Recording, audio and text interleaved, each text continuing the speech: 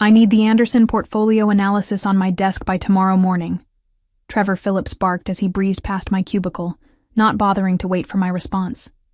His expensive cologne lingered in the air long after he disappeared into his corner office. I sighed, glancing at the clock on my computer. Already 6 p.m. in Houston, and another late night loomed ahead. This request would take hours, but that was life at North Peak Financial. As a senior risk analyst, my days were consumed with developing models to protect our clients' investments, and more importantly, to protect the firm's bottom line. My name is Ivy Carter, and I've spent the last 4 years at North Peak developing risk assessment models that have quietly become the backbone of our operation. I'd been promised a promotion to director if I could help navigate the firm through what everyone knew was coming, a market correction that threatened to destabilize our most profitable portfolios. I picked up my phone to cancel yet another dinner with my sister. "Hey, Vanessa, rain check for tonight? Trevor just dumped another project on me." "Again?" "Ivy, this is the 3rd time this month," she said, disappointment evident in her voice. "I know, but this could be the catalyst for my promotion. Once I'm director, things will calm down." "That's what you said last year," Vanessa replied. "Just don't let them take advantage of you." Her words hung in the air as I ended the call. The truth was, I loved what I did. Creating mathematical models that could predict market behavior gave me a thrill that few would understand. For months, I'd been perfecting a proprietary risk assessment formula that could identify exposure to market volatility with unprecedented accuracy. I called it the Adaptive Market Vulnerability Index, AMVI for short, and it was my masterpiece. As I settled in for another long night, I noticed Trevor watching me through his office window. When our eyes met, he quickly looked away, but not before I caught a glimpse of something unsettling in his expression. It wasn't the first time I'd noticed him eyeing my work with unusual interest. 2 weeks earlier, during a meeting with the executive team, I'd presented preliminary results from my model, showing how it predicted several market anomalies that traditional models had missed. The room fell silent as I walked them through the mathematics. Even our normally reserved CEO, Jonathan Wells, leaned forward in his chair. "Impressive work, Ivy," he'd said. "If this performs as well as you believe, it could save us millions when the correction hits." Trevor had smiled tightly, placing a hand on my shoulder. "That's why I've been mentoring her," he told the room. "I knew she was onto something special." I'd kept my expression neutral, though Trevor had done nothing of the sort. In fact, he'd repeatedly questioned the validity of my approach until the preliminary results proved too compelling to ignore. Now, as I turned back to my computer, a notification appeared on my screen. A calendar invite from Trevor. "Discuss AMVI performance, private. Scheduled for tomorrow after the morning meeting." I felt a flicker of unease as I accepted the invitation. Something wasn't right, and I couldn't shake the feeling that I needed to protect myself and my work before it was too late. The market correction hit harder and faster than anyone anticipated. Over 3 tumultuous days, global markets plunged, sending investors into a panic. Emergency meetings filled North Peak's conference rooms as analysts scrambled to assess the damage. But amidst the chaos, something remarkable happened. The portfolios I'd restructured using my AMVI model held steady, outperforming market benchmarks by staggering margins. While competitors reported massive losses, North Peak's exposure was minimal. By Friday afternoon, it was clear. My model had just saved the firm tens of millions of dollars. I expected celebration, perhaps even an immediate promotion announcement. Instead, Trevor called me into his office and closed the door. "The executive team is thrilled with the performance of our risk management strategy," he said, leaning back in his chair. "I'll be briefing the board on Monday about how we navigated the correction." "That's great," I replied. "I've prepared a detailed report showing exactly how the AMVI model identified—" "No need," Trevor interrupted, waving his hand dismissively. I've already compiled everything the board needs to see. He slid a document across his desk. This is the press release going out tomorrow. I'd like you to review it for any technical inaccuracies. I scanned the document, my heart sinking with each paragraph. The release detailed North Peak's innovative risk assessment strategy that had safeguarded client assets during the market volatility. It credited the leadership of Trevor Phillips, head of risk management, for developing the approach. My name appeared nowhere in the document. There seems to be an oversight, I said carefully. The AMVI model was my development. As head of the department, all work produced under my supervision falls under my purview. Trevor responded smoothly. The model was refined and implemented with my guidance and authority. But I created the core algorithm and... Ivy. Trevor cut me off, his voice hardening. You're an employee of North Peak. Your work belongs to the firm, and as your supervisor, I determine how it's presented to the board and the public. His smile didn't reach his eyes. You'll be acknowledged within the department, of course. In fact, I've approved a modest bonus for your contribution. I bit the inside of my cheek to maintain composure. This wasn't just about credit, it was about my career trajectory. The director promotion I'd been working toward would certainly go to Trevor after this triumph. I understand, I said finally, placing the press release back on his desk. Excellent. Now, I need you to explain the stress test parameters you used. The board will have questions, and I want to be thoroughly prepared.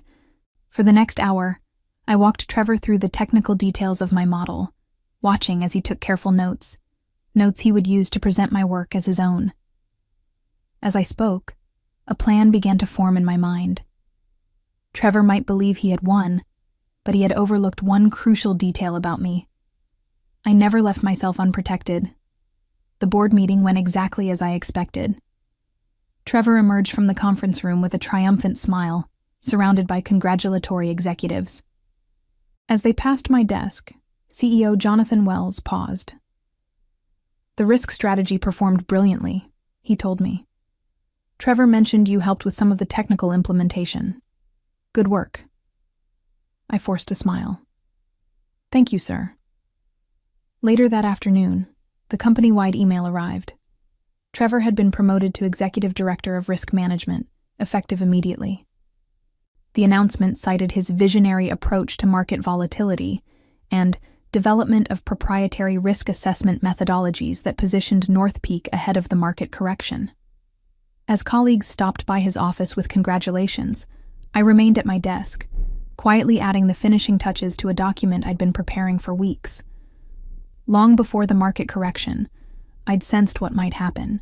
Trevor had a history of claiming credit for subordinates' work, something I'd learned from a former colleague who'd left the firm bitterly after a similar experience. So I'd taken precautions. 3 months earlier, working with a patent attorney friend on evenings and weekends, I'd filed for trademark protection on the core mathematical formula that powered the AMVI model. The application had been carefully worded to cover the unique algorithm while excluding any proprietary North Peak data or specific implementations. According to my employment contract, general mathematical concepts I developed were not automatically company property, only their specific application to company systems. The trademark had been granted 2 weeks ago. After the markets closed, Trevor stopped by my desk, wearing the self-satisfied expression that had become his trademark. I wanted to personally thank you for your hard work, he said, loud enough for nearby colleagues to hear. The bonus should hit your account next pay period. He leaned closer, lowering his voice. You're great with numbers, Ivy, just not the ones on your paycheck. I looked up, meeting his gaze steadily. Congratulations on your promotion, Trevor. You deserve everything that's coming to you. He seemed momentarily puzzled by my calm demeanor, but quickly recovered. I'm glad you understand how things work. I'll need the Anderson portfolio metrics updated with the new risk parameters by tomorrow. Of course, I replied. I'll leave everything ready for you. Trevor nodded and walked away, unaware that I'd just spoken literal truth. I would indeed leave everything ready, not just the Anderson portfolio, but detailed documentation of the AMVI development process, copies of my original work, and evidence of the dates when each component was created. I saved the email draft I'd been composing, setting it to send automatically at 9 a.m. Monday morning. The subject line read, "Resignation effective immediately." The attachment was a formal notification that any continued use of the AMVI methodology would require proper licensing from its registered trademark holder, me. What Trevor didn't know was that I had already scheduled a meeting with North Peak's largest competitor for Tuesday morning. They were very interested in licensing my algorithm. Monday morning arrived with a crisp autumn chill. I entered North Peak's gleaming office tower for what I knew would be the last time, nodding to the security guard as I swiped my badge. The familiar ping of the elevator and the quiet hum of the office felt suddenly foreign, like visiting a place I'd once lived long ago. I settled at my desk, powering up my computer for the final time. At precisely 9 a.m., my resignation email would automatically send to Trevor, Human Resources, and Jonathan Wells. I'd timed it perfectly. Trevor always held his newly established executive director's brief at 9 a.m. on Mondays, presenting to the senior leadership team. I spent the next hour methodically clearing personal items from my desk, careful not to draw attention. A photo of Vanessa and me at the Grand Canyon. A small jade plant I'd kept alive for 3 years. A coffee mug with a mathematical formula joke that only other analysts ever understood. Each item disappeared into my bag as I systematically erased my presence. At 8:55 a.m., I took one last look around, then walked calmly to the restroom where I waited, watching the seconds tick by on my watch. At precisely 9 a.m., I felt a subtle vibration, my phone confirming the automated email had been sent. I emerged to see Trevor's assistant hurrying toward his meeting room, a concerned expression on her face. Through the glass walls, I could see Trevor presenting confidently to the executive team. Then I watched as he glanced at his phone, frowned, and continued speaking. Moments later, several other executives checked their devices simultaneously. Jonathan Wells stood up abruptly, interrupting Trevor's presentation. Even from a distance, I could see the confusion and alarm spreading across Trevor's face as he read whatever message had just arrived on his phone. I didn't wait to see more. With practiced calm, I walked to the elevator, pressed the button for the lobby, and left North Peak Financial for the last time. Outside, I took a deep breath of the morning air, feeling strangely light. My phone immediately began buzzing with messages and calls, all of which I ignored as I walked to a nearby coffee shop. Only once I was settled at a corner table with a cappuccino did I finally check my messages. 6 missed calls from Trevor, 4 from Human Resources, 1 from Jonathan Wells, and dozens of text messages. Trevor, what the hell is this? Call me immediately. Trevor, you can't trademark company property. This is grounds for legal action. Trevor, you're making a massive mistake. I sipped my coffee calmly, watching the messages pile up. Then I opened my email to read the formal response from Human Resources. Ms. Carter, we have received your resignation letter and the accompanying notification regarding the AMVI methodology trademark. This matter has been referred to our legal department for immediate review. Please be reminded of your confidentiality obligations under your employment agreement. A representative will contact you shortly regarding exit procedures and the serious concerns raised by your communication. Right on schedule. I had anticipated exactly this response, which is why I'd engaged Patricia Winters, one of Houston's top intellectual property attorneys, weeks ago. I forwarded the email to her with a simple note. It's begun. Her response came within minutes. Proceed as planned. I'll handle any communications from their legal team. The next message that caught my attention was from Jonathan Wells himself. Ivy, I'm concerned by your sudden resignation and the claims regarding AMVI ownership. I'd appreciate the opportunity to discuss this directly before matters escalate further. Please call my assistant to arrange a meeting today. This was unexpected. In all my planning, I hadn't considered that the CEO might reach out personally. I hesitated. then decided that speaking with Wells could provide valuable insight into how the company planned to respond. I typed a careful reply. Mr. Wells, I'm available to meet at 2 p.m. today at Patricia Winter's office. She will be present as my legal counsel. I included the address, then pressed send. As I finished my coffee, my phone rang with an unfamiliar number. When I answered, I heard a smooth, professional voice. Ms. Carter, this is Elaine Brenner, Chief Operating Officer at Veltri Dynamics.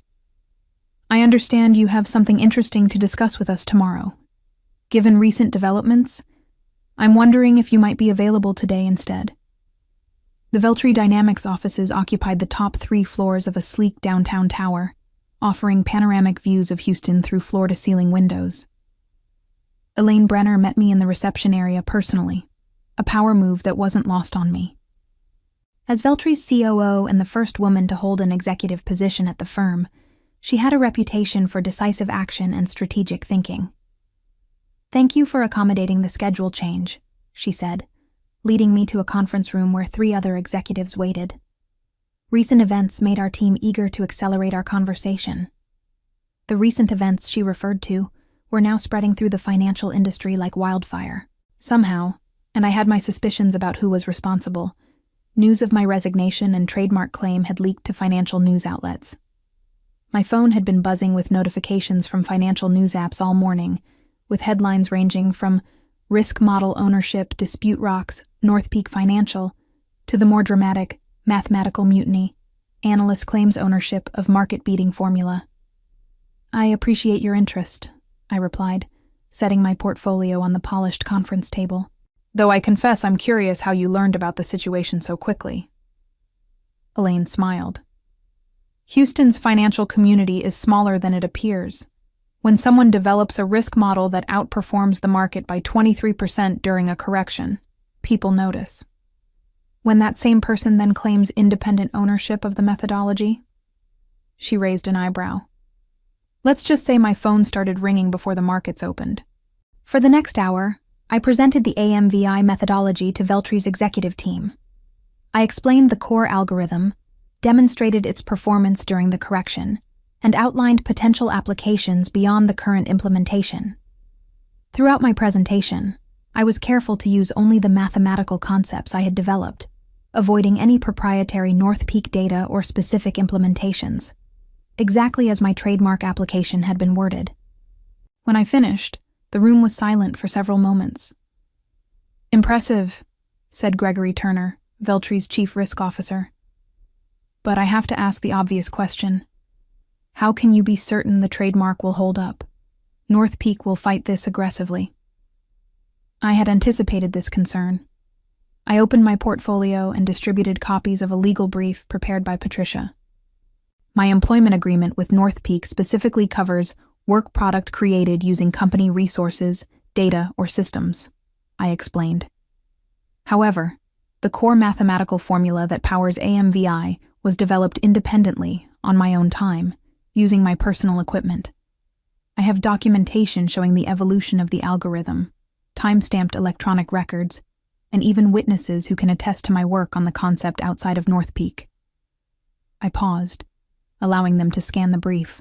Most importantly, I disclosed the general mathematical concept to the patent office before implementing it at North Peak, establishing clear precedent of independent development. Elaine exchanged glances with her colleagues. And you're offering us exclusive licensing rights? For the first year, yes, I confirmed, at which point we can negotiate continued exclusivity or explore other arrangements. What are your terms? I named a figure that made one of the executives cough. That's substantial, Elaine said carefully. So is a 23% performance advantage during a market correction, I countered. Consider that North Peak saved approximately $50 million using my model. What would that kind of protection be worth to Veltri's portfolio? The meeting concluded with handshakes and assurances of a formal offer within 24 hours. As Elaine walked me to the elevator, she asked the question I'd been waiting for. Why didn't you take this to North Peak first? Surely they would have compensated you appropriately once they understood the situation. I smiled. Let's just say North Peak and I have fundamentally different perspectives on appropriate compensation and recognition. As the elevator doors closed, my phone vibrated with a new message, Jonathan Wells confirming our 2 p.m. meeting. The real battle was about to begin. Patricia Winter's law office exuded quiet confidence, tasteful artwork, subdued lighting, and furniture that whispered expensive without shouting it. We sat in her private conference room, reviewing our strategy while waiting for Jonathan Wells to arrive. Remember, Patricia cautioned, this is a fact-finding mission for both sides. Don't volunteer information they don't explicitly request, and don't discuss your meeting with Veltri. I nodded, though my thoughts were elsewhere. Despite my careful planning, a knot of anxiety had formed in my stomach. I'd never directly challenged someone as powerful as Jonathan Wells before. At precisely 2 p.m., Patricia's assistant ushered in the CEO of North Peak Financial. To my surprise, he came alone. No Trevor, no legal team. Just Jonathan Wells in his impeccable suit, carrying a slim leather portfolio.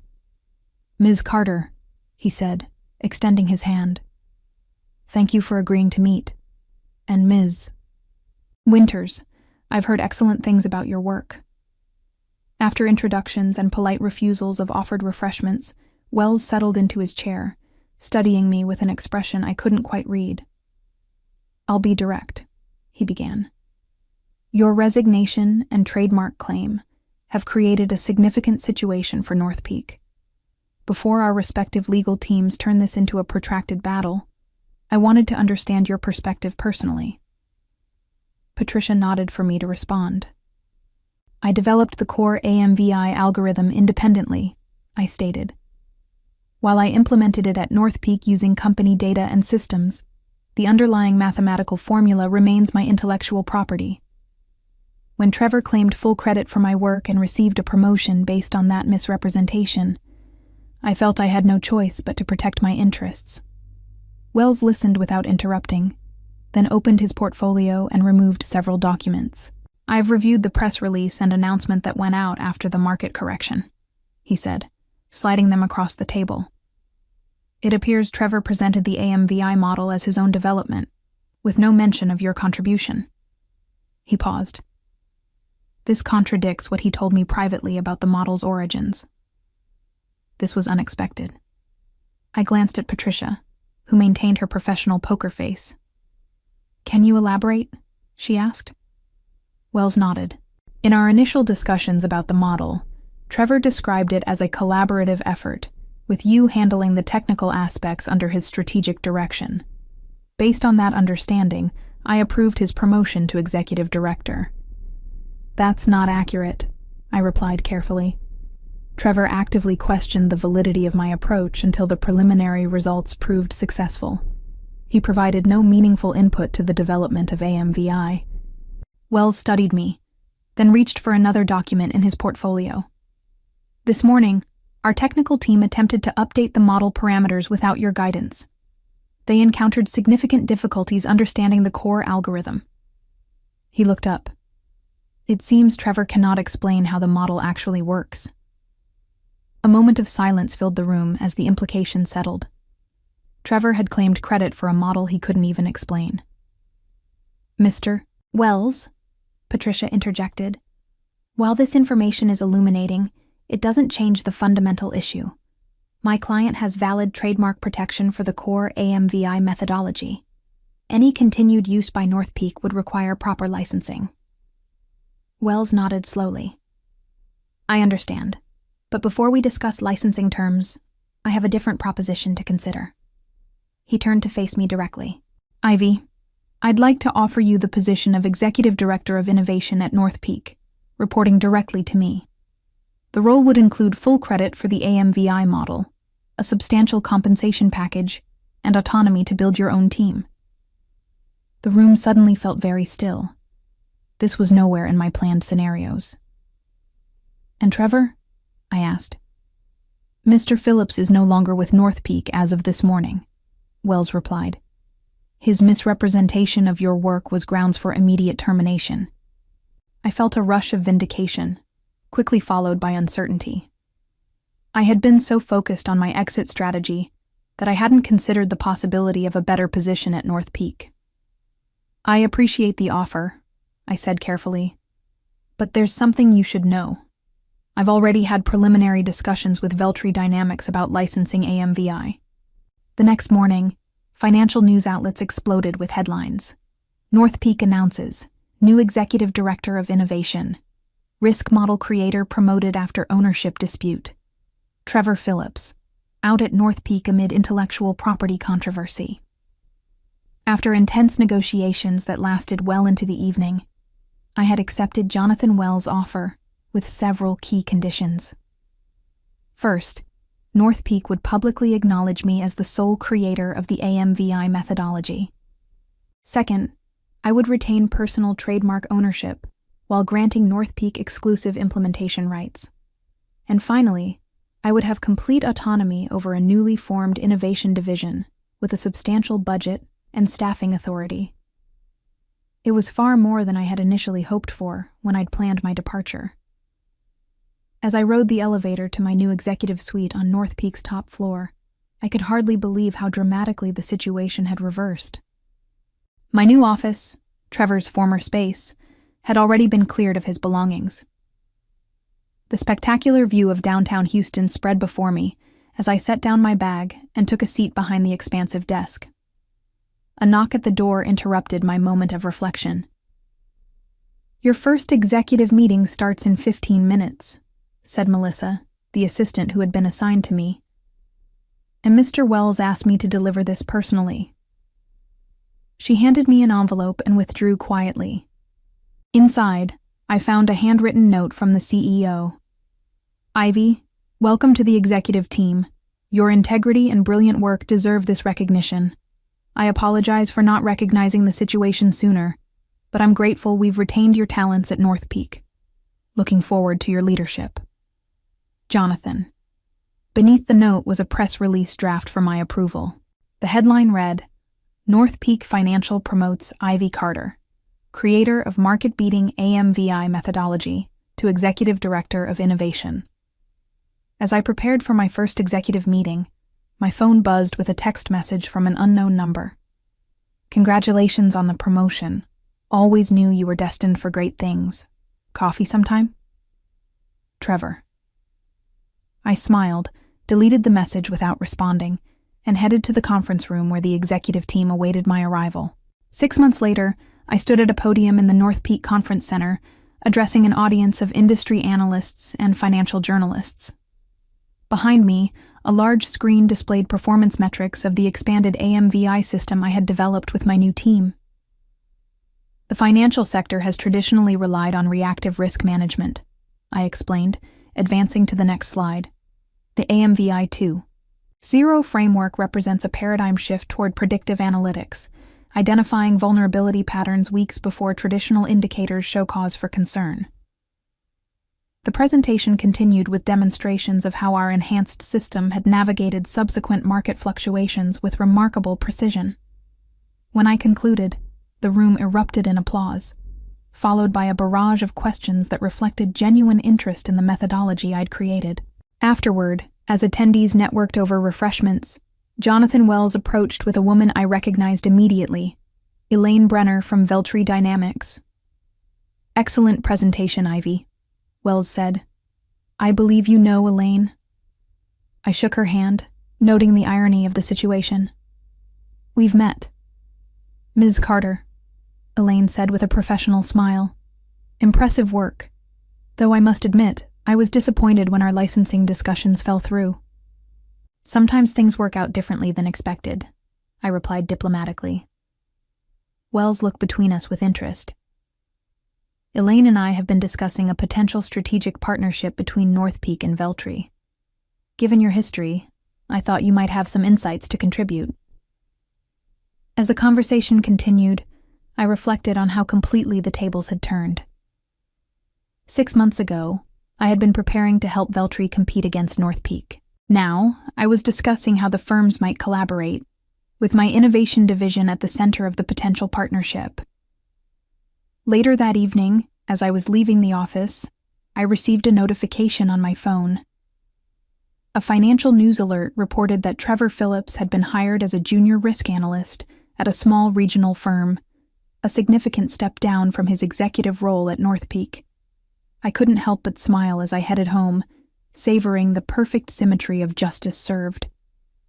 My journey from overlooked analyst to executive had taught me the most valuable lesson of my career. In the world of finance, the most powerful asset isn't money or connections. It's owning your intellectual capital and knowing exactly when to leverage it.